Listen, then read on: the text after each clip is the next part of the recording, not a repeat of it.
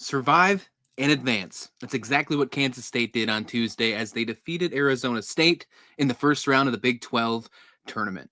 We continue on. The race for March Madness is still alive.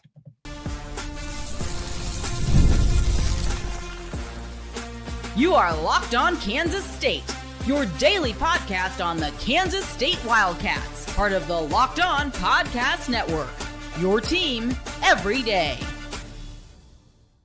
Yes, welcome on into Locked On Kansas State, your daily Kansas State Wildcats podcast. I'm your host, Christian Rao, and thank you so much for making Locked On Kansas State your first listen every single day. Welcome back to my everydayers. Thank you for making this podcast one of the fastest growing college podcasts in the Locked On community. Really appreciate that. Thank you so much. If you want to join the adventure, click subscribe below as we are continuing to bring you Kansas State content every single day on this podcast. And we're talking about Kansas State basketball on this show as they move on from the Big 12 tournament after defeating Arizona State on Tuesday. Before we dig into it, before we dive into what could be seen as some of the best performances by some of these players on the Wildcats all season long. First, I want to tell you about today's sponsor. Today's episode is brought to you by TurboTax. Ready for stress-free taxes and the most money back guaranteed? Well, head over to TurboTax.com today and get matched with your expert. What a game this one was. And obviously, it was a great feeling from the start. It was a fast start for Kansas State in Kansas City in the Big 12 tournament, and it was raining threes. After what felt like a shot that just never would fall in the last couple games, really the last two games, they finally stepped up, and in the first couple minutes, in the first 3 minutes of the game, they had already made more three-point shots than they did in the previous two games of the regular season. Kansas State really stepped up. You could tell that they wanted to make sure they were not going home, at least after the first round.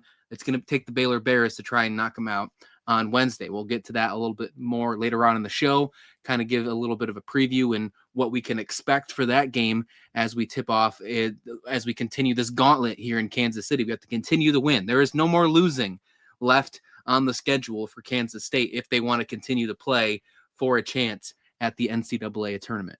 Go ahead, cue that Dumb and Dumber quote or the meme, the GIF, whatever you want to call it. So you're telling me there's a chance. You win one. That's the hardest one in the tournament, folks. You just got to keep winning from here on out. The momentum is there. It was strong. And it wasn't the most perfect game. There's no doubt about that. I'm not going to come up here and lie to you and say that they were absolutely flawless, because that was not the case. There are still ways to improve. They're about to play a really tough team on Wednesday. But after watching what they can do and what we've seen at certain points of the season, there is absolutely a chance that they can continue this ride just a little bit longer. I want to dig into this because it was a fun one. As I mentioned, it was a fast start. They had to hold off the Sun Devils in this one. Final score 71-66. And this was the Coleman Hawkins show. This was exactly what we were hoping for from Coleman Hawkins since he arrived in Manhattan. And maybe it's the most backloaded contract you can ask for. Maybe that's the case. I saw our good buddy Jeff Burkhart say that on Twitter, and I think I couldn't believe it. Absolutely. I couldn't agree more on that. It could be the most backloaded contract, if you will, for Coleman Hawkins, just the way he performed. But knowing that he's playing with an injured knee, an injured leg, and doing the performance that he showed in this Big 12 tournament, his past experience in tournaments when he's with Illinois, maybe he knows how to push this team to a different level, because he obviously did it to himself in this game. And maybe we're in for a whole different type of Coleman Hawkins heading into the rest of the season. I sure hope so. It was led by Coleman Hawkins, his biggest game of the season. As I mentioned, he finished the game with 26 points. And as I mentioned, it was just absolutely electric. 10 for 17 from the field, 4 for 9 from the 3-point line. And a couple of those came in the first 4 minutes of the game. Kansas State, we've talked about the first 4 minutes multiple times this season, how it's either a make or break scenario for this team. Well, it was an absolute make for this one. They were up 15-4 after the first 4 minutes of the game, and they were 5 for 5 from behind the 3-point line. They were It felt like they couldn't miss. Now, this was a game of runs, though, and Arizona State caught up to them. They even actually took the lead back at one point in time, and you could feel a little bit of deflatedness. You could feel like, okay, this is the moment that we've seen all season where Kansas State steps back down during the losing streaks, where we're like, all right, man, this is time. Maybe we should just, count our days and move on for the offseason. But this team didn't quit. And that's something that I asked when we were heading into the end of the season. Does this team still have the grit and still ready to play with this no quit mentality? And they showed it in this one. Although they started off very strong, although they had the opportunities to close this one out very quick, they didn't. But they found a way to win the game. They only won by 5, but that's enough to move on in a tournament. It's just enough. Got to find a way to perform better on Wednesday against Baylor, and we'll talk about how they can do that here in just a few minutes. But Coleman Hawkins was outstanding. I mean, in the first half, he had 19 points. The rest of the team also had 19 points. It was Coleman Hawkins and the rest of the show in this one, and that's fine. That's fine with me. Let one of these players just put the team on their back if that's what it takes, especially in this type of format where you're playing every night. And the team has next up for the next couple games hasn't played yet. They are well rested. We're about to go in and play this game on Wednesday against Baylor. They haven't played since Sunday. Kansas State has played a full 40-minute game less than 24 hours ago. So you got to find a way for multiple players to step up. It could be a different player every night. On Tuesday, it was most definitely Coleman Hawkins. It was his season high, 26 points. It was his best scoring opportunities, best scoring game as a Wildcat. It's exactly what you were looking for the longest time. He finished 8 for 8. The entire team finished 8 for 18 from behind the 3-point line as well. That was so cool to see, just knowing that those 3 points can fall, because I wasn't sure if that was ever going to happen again with this squad. It felt like after the last few games where during the winning streak, the 3-point was great. But when this losing streak happened, especially the second losing streak, it felt like no shot was hitting. And as I mentioned, in the first 3 minutes of the game, they hit more 3-pointers than they did in the final 2 games of the regular season. Hawkins' stat line overall was just absolutely incredible. And the most impressive part, as I mentioned, is because of the injury. He's still injured, but he took the brace off. And he said the reason that he felt like he was being held back by the brace. And first of all, the fact that he's even playing is super impressive. But he got permission from the medical staff to take off the brace. He said it was holding him back a little bit. I guess that's the case because he played really well in this one. And at the press conference, he said he wanted to make up for his poor performance against Iowa State. And I think he absolutely did that with the way he shot. He played 38 minutes in this game, and he was electric. Now, had 3 fouls. Foul trouble was an issue for some of our big guys for sure. We're going to get to that, like David Gasson for sure. We're going to talk about that in a few minutes. But overall, he played outstanding. Is Coleman Hawkins a different type of player once it gets to tournament time? Because as we mentioned, we saw him last year have a deep run with Illinois. Is that something that is going to bring much needed experience to this Kansas State team that maybe we weren't paying attention to? Maybe we were overshadowing because we were more focused on the fact that we're a 10 seed in this tournament. The fact that we didn't have a great feeling heading into this one or heading into the entire feeling because we're no longer being seen as an at-large bid. Got to win the whole thing if we want to go dancing. But is the fact that having a guy like Coleman Hawkins, who's been there, done that, and a deep run, we know what it's like to go on a deep run. It's just only been a few years ago. Bringing in a guy like Coleman Hawkins that just did it last year, that's got to be a good feeling, right? And he wasn't just a support player. He was one of the dudes that was doing just that. I think that's something that we have to pay attention to, especially if they continue to make a run in this tournament in Kansas City and find a chance to have a number next to their name as a seeded team heading into the field of 64 or 68, whatever the case you want to be. If we get a first 4, whatever the case is, I mean, whatever. I'll take anything if they win this Big 12 tournament and just find a way to go dancing. We got to talk Doug McDaniel because I think he had a heck of a game, especially in the second half. And I think that there's a lot more that we need to talk about with the guard game and him for not only this tournament or the next tournament that happens, but the future of this squad and why you should be excited. Let's talk about that next, right here on Locked On Kansas State. This is a message from sponsor Intuit TurboTax. Taxes is waiting and wondering and worrying if you're ever going to get any money back. And then waiting, wondering, and worrying some more. Now, Taxes is matching with a TurboTax expert who can get you your taxes as soon as today. An expert who gives you taxes their undivided attention, and they work on your return while you get real-time updates on their progress, and you can just focus on your day. An expert who will find every deduction possible and file every form, every investment, everything with 100% accuracy. All so you can get the most money back, guaranteed. No waiting, no worrying, no worries. Now this is Taxes.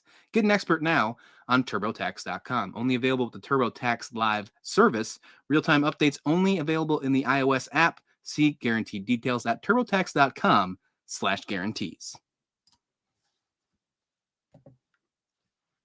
And welcome back to Locked On Kansas State. Do me a favor, click that subscribe button because we are going to have another post-game show right after once the game is over. It'll be up on the feeds either close to post-game or at some point in the next couple hours or so as we're doing it with this show as well. So hit the subscribe button so you don't miss this one out. And we continue on, hopefully, with our march to March Madness. We're talking Arizona State losing to the Wildcats. I guess I should say, in this case, the Sun Devils falling to the Wildcats, 71-66. Kansas State moves on. They will face Baylor on Wednesday night, same time, tip-off. It's going to be just another one. I guess it's a 6 Central tip-off. I think it wound up being like 6:05, I think is when they finally tipped off on Tuesday. Expect the same thing, although it does start the second session, so it shouldn't be delayed too much. But that is where it's going to be. Looking at the other winners, might as well knock that out real quick. Looking at the other winners in this one, UCF knocked out Utah at the end of the day on Tuesday, and that was an interesting game for sure. You know, when I was listening to the broadcast, I wasn't sure if there were a lot of UCF fans or just a lot of BYU fans rooting against Utah, but there was a crowd that was certainly excited for UCF in that one. They won 87-72. Colorado upset TCU 69-67. We saw TCU losing to Colorado now 2 games in a row. They lost to Colorado on Sunday as well. And Cincinnati took down Oklahoma State 87-68. So on Wednesday, we will see, starting off at 11:30 a.m. Central Time, Cincinnati taking on Iowa State. You know that Iowa State's going to load that box in Kansas City. They're going to be a lot of fans there. They turn out to the Big 12 championship tournament. It's always fun to see that happen. At 2 o'clock for the second game of the first session, it will be Colorado versus West Virginia.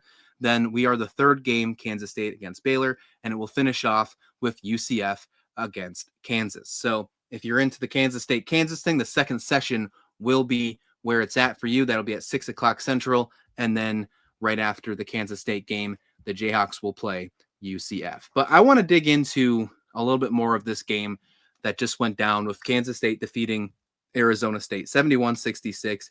And I want to focus next on Doug McDaniel, because if you would have just told me how he played initially, you know, if you would have just watched the first 20 minutes and turned it off, and if you had thought, oh, we got this, or maybe you thought the other way, you know, maybe you saw a downside and you want to turn a TV off, or you had bad juju, you know, superstitious, whatever the case may be, you would think that Doug McDaniel was off to a bad game, because he only had 2 points in the first half, had a couple fouls early in this one, and including a technical. Now, the technical foul, in my opinion, was pretty soft. I think he was just playing really physical defense. I think then afterwards he chirped something, and it was directed towards either a player or the Arizona State bench. Really couldn't tell based on the broadcast, but he was rung up for a technical. Now, he immediately was subbed out, had a conversation with Jerome Tang, and whatever the case may be, whether there was something that was said in the locker room or Doug McDaniel just took it upon himself to make this happen, whatever the case, he turned it around in the second half and it was absolutely electric. Finished the game with 14 points, had 12 in the second half, 5 for 13 from the field, and had 5 assists and 4 rebounds. Did a really good job on the court, just all around. And when he was asked in postgame what changed about his first half, second half kind of feeling, he said he played a little bit more selfless. He wanted to play more for the team. And it was a nice, refreshing feel. And I'm not saying that we don't ever feel this about Doug McDaniel, but just the way he said it, and it could just be the feeling of being on cloud nine because you won the first game of the tournament, you know what's next moving forward, and you're trying to keep positive spirits. I'm not really sure, but the way he said it just got me super excited. It put me on the edge of my seat. And right before that, just the way that Coach Tang was talking about the team, including Doug, and the way that every kind of response that Doug McDaniel had was about thanking the team and talking really great praise on Coach Tang. That relationship between Coach Tang and Doug McDaniel, at first we thought was quite skewed. We thought that there was some sort of disconnect with those two, why he wasn't starting at the beginning of the season in non-conference play. There was some conversations about, they just don't get along. They don't see eye to eye. It's obviously not a great feeling to have when you're bringing in what should be your starting point guard from the transfer portal. Now, that obviously all changed when we got the Big 12 play. And this relationship, and I've mentioned this a couple times on the show, the relationship has slowly built. Now, I think we are totally there now. And now, if we would have never had that scenario where it built up and the media was talking about it, and you just saw this press conference between Doug McDaniel and Coleman Hawkins and Jerome Tang after the game, you would never think that there was anything wrong. You'd think this is a well-glued unit. You'd think this team is in first in the Big 12. It felt really good. It was exactly what you want this team to feel. And that's one of the reasons why I will continue to say, out of everybody who is eligible to return next year, Doug McDaniel has to be your number one priority. I think he is going to be the core of the next unit. And now with this relationship that looks like Coach Tang and him have, I go back to that point guard being that coach on the court. You need to have that, and them being in tandem and them being tied together. I think that is just a huge win. And I'm really excited for what the future is going to bring for Coach Tang, Doug McDaniel, and the rest of the Kansas State Wildcats. The entire vibe on the team, with the relationship, the whole team feels different. And that's a good thing. That's a good thing, because there were some times where they were really deflated, and for good reason, because this has been a peaks and valley kind of team. And after having that rough loss against Iowa State, they found a way to bounce back quickly and get this win, round one in Kansas City. Let's see if they can win against Baylor, because that's going to be a much tougher task than an Arizona State squad that only had 7 scholarship players and really could only play 6 because there was an injury to Miller during the game, who only played 22 minutes. Best only played 13 as well. So they only played with about 5 players the entire game. 6 players overall, I guess you could say. Next, let's talk about David Gasson, because David Gasson obviously was a huge factor in this game. And what I mean by that is probably not what you expect. You'd think that a guy who was called for all Big 12 honorable mention, snubbed, by the way, should have at least got a number next to that name, at least third team, at least second team. I mean, the fact that he won Big 12 Player of the Month just last month, and then was honorable mention is just completely out of this world. But was in foul trouble very early. I mean, it was scoreless, but had 3 fouls in the first 15 minutes. And it was huge knowing that you were about to lose him. Now you were up, so that was helpful. Obviously, getting off to that big lead early in this one. That's why that first 4 minutes is so crucial.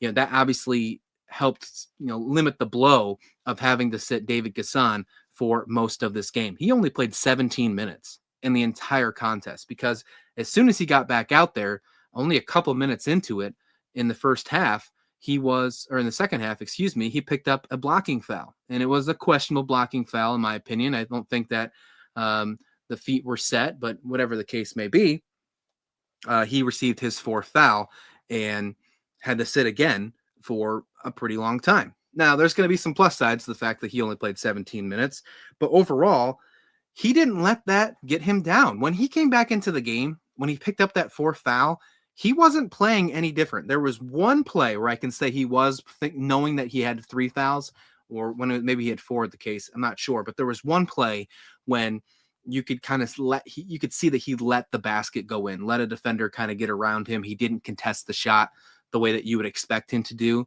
because he was being mindful with his foul trouble issues. But every other time, he was just playing aggressive defense. And I like that because, you have some great players off the bench, and they stepped up for Kansas State when you needed them to be in this one. And when Gassan was on the court, he played with his grit that we all have seen for many years on this Kansas State squad. Doug McDaniel in the press game called him the heart and soul of this team. And it's not just because he's been with this program with Coach Tang for the last 3 seasons.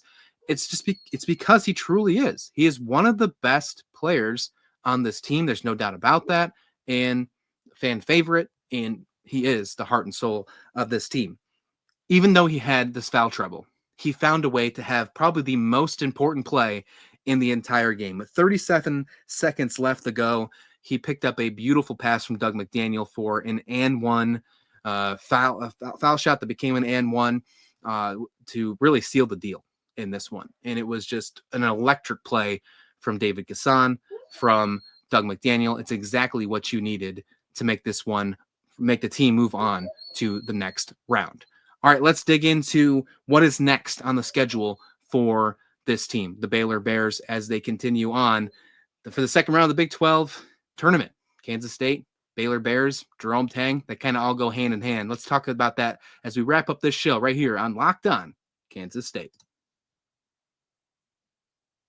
But first, are you looking to optimize your nutrition this year? Well, Factor makes eating well easy with chef-prepared, dietitian-approved meals that are fresh, never frozen, and ready to heat and eat in just 2 minutes. With 40 options across 8 dietary preferences every week, you can customize your meals to fit your lifestyle, whether it's calorie smart, protein plus, or keto. Plus, Factor even offers wholesome smoothies, breakfasts, and grab-and-go snacks to keep you fueled all day long. I love how Factor takes the stress out of meal planning. I recently tried their Protein Plus meals, and they were packed with the flavor that kept me full throughout the day. The convenience is unbeatable. There's no prep, no mess, and just great food in only minutes. So eat smart with Factor. Get started with factormeals.com/LockedOnCollege50 and use code LockedOnCollege50 off to get 50% off your first box plus free shipping. That's code LockedOnCollege50 off